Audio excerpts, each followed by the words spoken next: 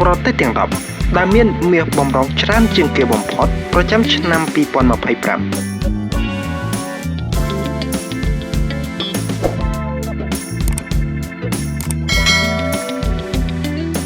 នៅក្នុងវីដេអូមួយនេះខ្ញុំបាទសូមលើកយកប្រទេសទាំង10ដែលមានមាសបំរុងច្រើនជាងគេបំផុតប្រចាំឆ្នាំ2025ដូច្នេះដើម្បីកុំឲ្យខាតពេលយូរសូមអញ្ជើញទស្សនាវីដេអូមួយនេះដូចតទៅ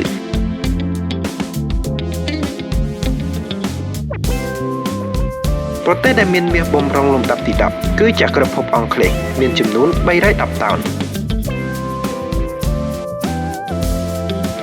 9ប្រទេសប៉ូឡូញមាន515តោន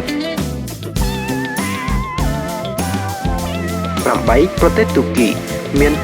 634តោន7ប្រទេសជប៉ុនមាន845តោន6ប្រទេសឥណ្ឌាមានចំនួន879តោន5ប្រទេសចិនមាន2298តោន4ប្រទេសបារាំងមាន2437តោន3ប្រទេសអ៊ីតាលីមាន2451តោន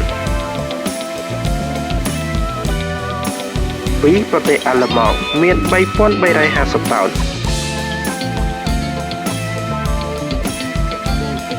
និងទី1គឺសហរដ្ឋអាមេរិកមាន8133តោន